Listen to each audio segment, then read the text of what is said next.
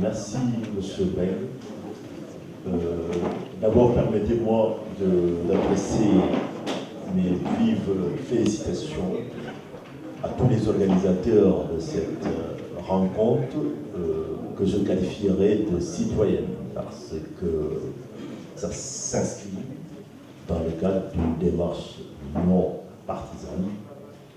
Et si on en juge en tout cas par la diversité des personnes présentes dans le public, on peut tout de suite se rendre à l'évidence, l'évidence étant que ça traduit une capacité à se rassembler autour de l'essentiel et de discuter des questions de l'heure qui intéressent le Sénégal, notamment l'enjeu de développement du pays.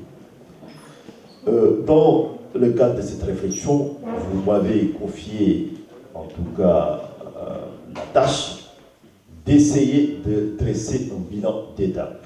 Un bilan d'étape sur les droits et libertés. J'avoue que ce n'est pas une tâche facile, pour plusieurs raisons que vous comprendrez. La première, c'est que c'est toujours malaisé de faire un bilan d'étape, parce que par définition, un bilan d'étape est un bilan intermédiaire, donc il y a des choses qui sont initiées, qui sont pour l'instant inachevées, sur lesquelles on serait appelé à se prononcer d'une manière ou d'une autre. La deuxième difficulté, c'est la prudence du pronostic, parce que les choses en cours, on n'est pas dans le secret des dieux pour pouvoir affirmer de manière péremptoire quelle en sera l'évolution exacte. Ceci étant, dans le cadre universitaire, j'ai l'habitude d'utiliser une méthodologie très simple, c'est d'essayer de fixer un cadre référentiel. Vous m'avez parlé des droits et libertés, donc le cadre référentiel, c'est le cadre normatif. Je commencerai par rappeler juste ce cadre, mais dans ces grands axes.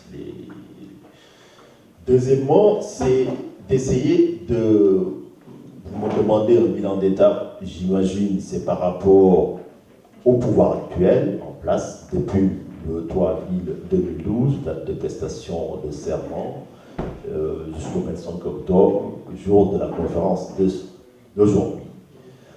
J'essaierai donc, dans cet intervalle de temps, d'interroger un peu la pratique institutionnelle. Quand je parle de la pratique institutionnelle, c'est le pouvoir exécutif, c'est le pouvoir législatif, c'est le pouvoir judiciaire.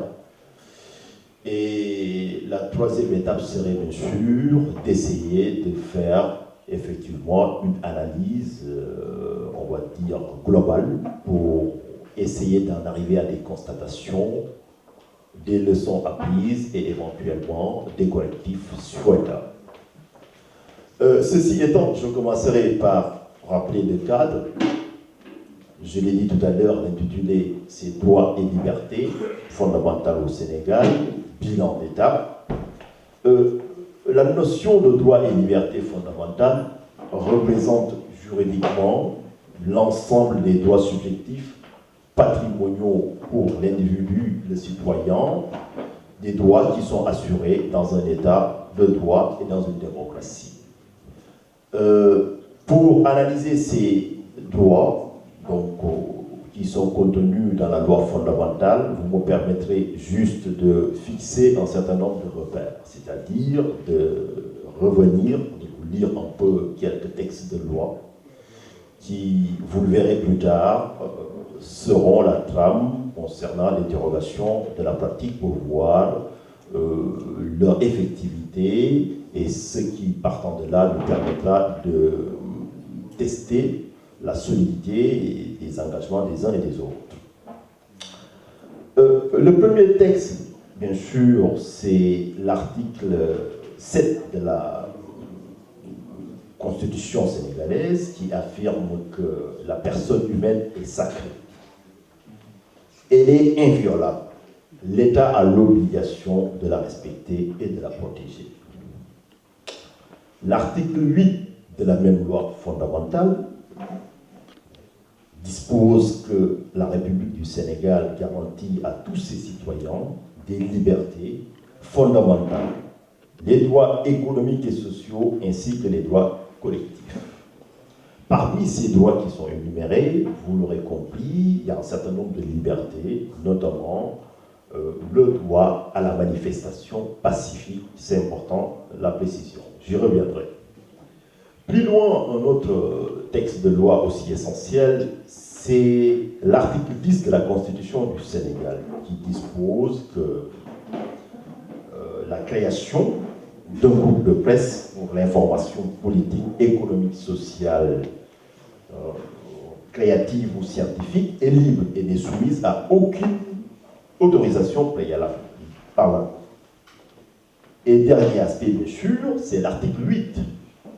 L'article 8, dont on connaît bien la portée, qui prévoit que tout citoyen a le droit d'exprimer, de diffuser librement ses opinions par la parole, l'image, dans les limites des lois prescrites et des règlements, et dans le respect de l'honneur d'autrui. Ce cadre normatif, bien sûr, vous en doutez bien, existe au Sénégal depuis de longue date. Elle n'est pas récente. Elle n'est pas récente, ce cadre. Et ce qui nous intéresse, c'est de voir un peu comment ce cadre était donc mis en effectivité avant 2012. Est-ce que depuis 2012, est-ce que le cadre a évolué? Est-ce qu'on peut parler d'une évolution régressive ou d'une évolution tout court dans le sens positif du terme? Lorsque l'on interroge la pratique, moi, à la fois partant de mon expérience d'universitaire, mais aussi d'avocat, qui est appelé à intervenir aussi dans la mise en œuvre de ces lois, j'en arrive à une première constatation. C'est que, en 2012, le sens de l'engagement, effectivement, pour la lutte pour le changement de pouvoir, l'enjeu principal, c'était la restauration de l'état de droit et le renforcement de la démocratie. Si on regarde les textes de loi que j'ai énumérés tout à l'heure, ces textes étaient au cœur du processus qui avait conduit à aspirer et à conquérir ce changement. Nous étions dans une situation où la plupart de ces dispositions étaient mises à mal par le pouvoir de l'époque. Je suis encore l'avocat du collectif des victimes des violences préélectorales au Sénégal. On se rappelle de la fameuse répression de la manifestation qui a eu lieu au niveau de la place de l'Obélisque, qui a coûté la vie à Feu Mamadou Diop. On se rappelle effectivement de tous les problèmes qui sont intervenus concernant la liberté d'expression, où beaucoup de journalistes étaient inquiétés, mais on se rappelle aussi par rapport à la tentative, en tout cas, d'imposer des principes qui n'étaient pas conformes avec des règles démocratiques et qui ont conduit effectivement le peuple à se fédérer autour d'un enjeu qui était de faire respecter la légalité. Ce n'était pas facile, mais le peuple a fini par avoir raison sur les calculs politiques. C'est tout à son honneur. Par la suite, le nouveau président, effectivement, pour donc mettre en œuvre ces engagements, avait, lors de, on va dire, le soir de sa victoire, dans un premier temps, dédié sa victoire aux victimes de cette répression policière, avait pris l'engagement d'aider le processus à ce qu'effectivement l'impunité ne soit pas enracinée et que les auteurs de ces violations des droits de l'homme soient traduits devant les juridictions. Sur ce point, on peut dire qu'il y a eu des avancées. On peut, si on interroge la pratique, parce que je suis au cœur de ce processus, on peut dire qu'il y a eu des avancées parce que les auteurs de ces violations des droits de l'homme, pas tous, Mais certains ont eu quand même à répondre, d'autres sont encore sur le point de répondre de leurs actes devant les juridictions, même si le processus est laborieux. Dans un autre registre, c'est l'effectivité des droits des victimes. En tant que conseiller des victimes, j'ai été amené à négocier avec l'État du Sénégal, avec le ministre de la Justice de l'époque et son remplaçant, qui m'avait chargé de la mission de mettre en place un mécanisme d'indemnisation des victimes. Même si ce mécanisme, on ne peut pas dire qu'il est abouti essentiellement, déjà le fait qu'on ait réussi déjà à forger le principe, à s'asseoir et à obtenir des indemnisations sur ce point, traduit déjà une avancée concernant les droits des victimes. Il en va de même par rapport aux forces de sécurité et de défense, que ce soit les victimes de Podor, que ce soit les victimes, plutôt les auteurs, donc voilà, des violations des droits de l'homme à Podor. Donc on se rappelle que le commandant Major Cissé et deux de ses subalternes ont été sous mandat de dépôt. Il est même parti à la retraite sans préjuger de l'issue de la procédure. Le fait qu'il y ait des enquêtes et donc déjà, lui, une volonté du nouveau pouvoir, par le biais de l'appareil judiciaire, en tout cas, de faire reculer un peu le sentiment d'impunité qui régnait jusqu'ici concernant les violations des droits de l'homme.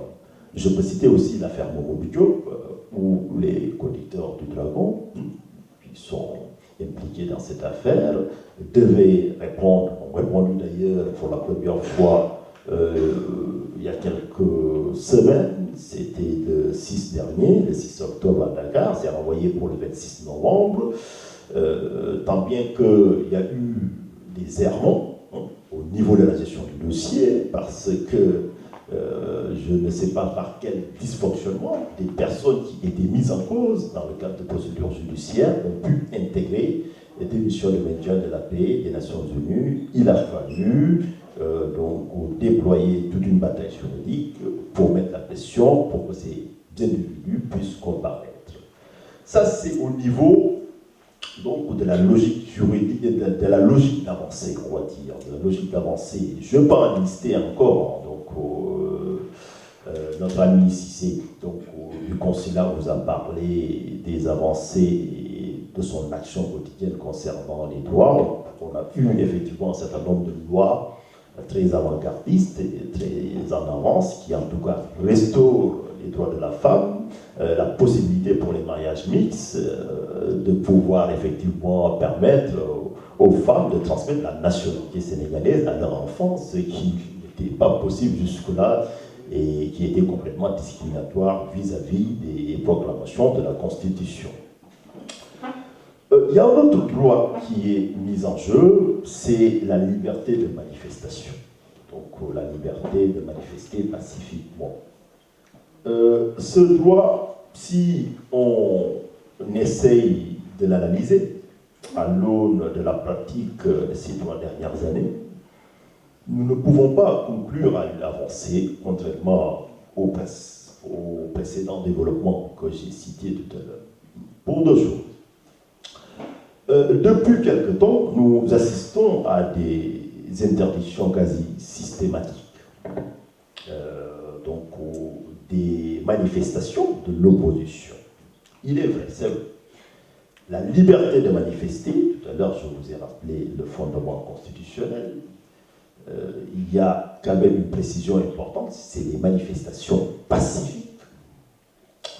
Mais le rôle premier du pouvoir, c'est de réussir ce double tour de force, c'est-à-dire permettre à l'opposition, qui est un rouage essentiel en matière démocratique, parce que la démocratie, par essence, c'est le pluralisme, et qui parle pluralisme par diversité. La diversité elle-même postule le conflit est le moteur essentiel. Mais l'arbitrage, il appartiendra maintenant au tenant du pouvoir de réussir cet équilibre subtil qu'il doit y avoir entre faire respecter ces dispositions de la Constitution malgré les difficultés de l'exercice de la tâche. Si on prend effectivement l'exemple des différentes manifestations qui ont été interdites, la plupart du temps l'argument qui est servi et qui était servi depuis Abdou Diouf et d'autres pouvoirs, y compris le pouvoir libéral, la plupart du temps c'était les nécessités de l'ordre public. Ici en France, vous l'avez vu, le principe c'est la liberté.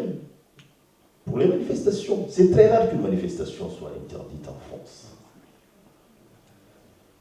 Pourquoi chez nous, systématiquement, la liberté c'est l'interdiction et l'autorisation l'exception? Lorsqu'on s'interroge sur les raisons éventuelles, on peut estimer que peut-être dans une logique d'anticipation, on essaye de dire, écoutez, nous ne voulons pas prendre de risques, on va interdire. Mais à partir de là, donc, on porte, même de manière involontaire, une entrave à une liberté fondamentale. Et cette liberté qui est reconnue à tout citoyen de manifester, lorsque cette manifestation est pacifique. Je reviens sur la précision pacifique, même s'il y a eu des déclarations très belliqueuses qui sont condamnables, et je ne me prive pas de le rappeler des fois lorsqu'on entend l'opposition donc utiliser donc certains termes bellicistes, parce que tout simplement le génie de la démocratie, c'est que quel que soit le degré de désaccord, ça doit se résoudre pacifiquement. Ça veut dire que la violence n'a pas sa place d'être. Mais tout cela, c'est quand même un aller-retour. Le pouvoir lui-même ne peut pas systématiquement dire qu'il va interdire les manifestations parce qu'il y a des risques de menaces à l'ordre public. Ce qui démentit cela, c'est que chaque fois qu'il y a eu, parce que dans la motivation, des fois aussi, on vous dit qu'il y a une insuffisance des forces de l'ordre pour encadrer une manifestation, mais chaque fois qu'il y a des troubles, tout de suite, on envoie des forces de l'ordre. Ça veut dire que les forces de l'ordre étaient quelque part. Et qu'il y a un problème de volonté politique qui se pose. Tout cela pour vous dire que, diagnostiqué tel qu'il est, il me semble souhaitable, dans la pratique, qu'il y ait en tout cas un ressaisissement pour permettre d'une part à l'opposition, qui a un rôle essentiel à jouer au niveau de la République, de la démocratie, pour la critique, qui est essentielle au niveau de la critique aussi, c'est par les manifestations donc, qui doivent s'exercer. Mais de l'autre côté, c'est que l'opposition en face doit se montrer républicaine. Lorsqu'elle est républicaine, ça veut dire que si peut-être le pouvoir exécutif a pu successivement interdire plusieurs manifestations, c'est que peut-être de part, l'opposition ne fait pas ce qu'elle devait faire systématiquement. C'est-à-dire avoir ce réflexe de saisir le juge administratif qui peut se prononcer. Parce que même si la plupart du temps il y a un problème d'urgence, c'est-à-dire l'interdiction n'est notifiée qu'à quelques heures, il peut être efficace de saisir le juge qui va se prononcer sur cette motivation pour l'avenir. Donc, déjà, l'opposition ne doit pas toujours se contenter d'affirmer qu'ils vont braver une interdiction. Dans une démocratie, il y a des voies contentieuses qui sont aménagées, et le jeu démocratique, bien sûr, veut effectivement qu'on utilise les voies de recours appropriées. Donc, vous l'aurez compris, tout cela donc, démontre, c'est vrai, que nous avons beaucoup de chemin à parcourir, ne serait-ce que sur le plan de cette liberté.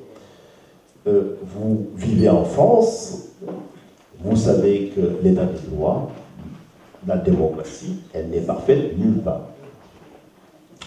Elle est sans doute perfectible et il nous appartient, nous citoyens, de lutter tous les jours pour le pousser au plus haut point dans le cadre de cet idéal. Je vais passer juste à un autre point, on ne va pas rester sur le même, c'est par rapport à la liberté d'expression. La liberté d'expression, ces dernières années, nous avons assisté à pas mal de procédures judiciaires, principalement, qui concernaient en tout cas des personnes qui étaient en opposition avec le pouvoir actuel.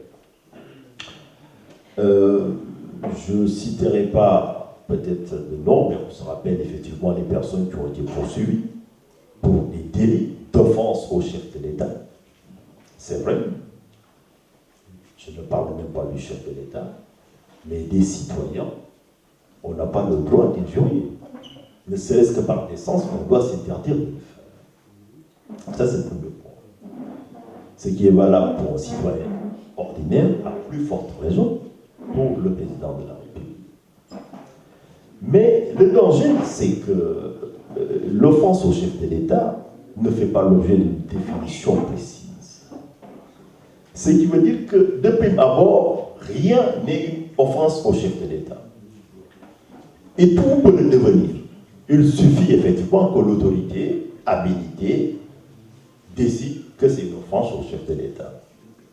Donc il y a un danger, compte tenu de la plasticité de la notion en tant que telle. L'autre difficulté, c'est que le président de la République est un acteur sur la scène politique. Il est président de parti. Il est peut-être président de la République le jour et chef de parti la nuit. La question qui se pose est de savoir qu'est-ce qu'un adversaire politique peut reprocher à l'autre et quand est-ce qu'on manque de respect à la dignité institutionnelle que représente le président de la République.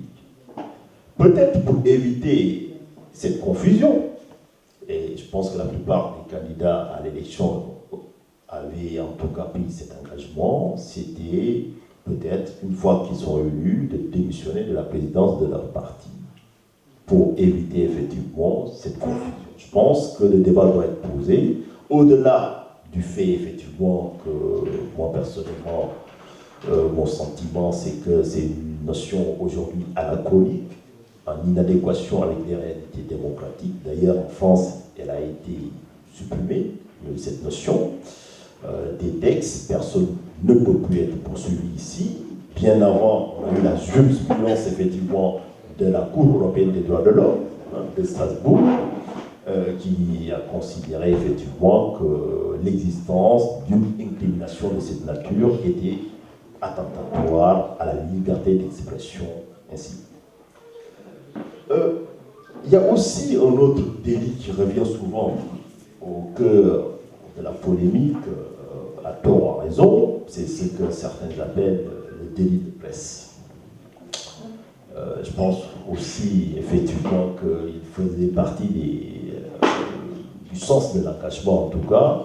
La plupart des opposants au pouvoir qui étaient là avant 2012 étaient d'accord que notre démocratie et la liberté d'expression avait atteint un point tel qu'on ne pouvait pas s'accommoder de l'existence de délits de presse, que les gens aillent en prison parce que tout simplement ils ont analysé et écrit. Pour deux choses. D'abord, il y a d'autres textes qui pourraient permettre de faire sanctionner les injures, que vous soyez journaliste ou autre. Si vous injuriez quelqu'un, il peut vous attaquer pour injure. Il n'y a pas d'immunité. Par contre, sur le plan civil, ici en France, voilà, vous aurez peut-être une amende, parce que c'est un corps qui a aussi des obligations déontologiques, c'est vrai, mais il y a la difficulté du métier. Et des fois même, des journalistes se font instrumentaliser à leur insu. Donc, tout cela, je pense que c'est des questions, sans prétendre vouloir, en tout cas, donner une réponse exhaustive. C'est des questions qui nous interpellent par rapport à la démocratie. Dernier point avant de conclure, c'est par rapport aux droits civils et politiques.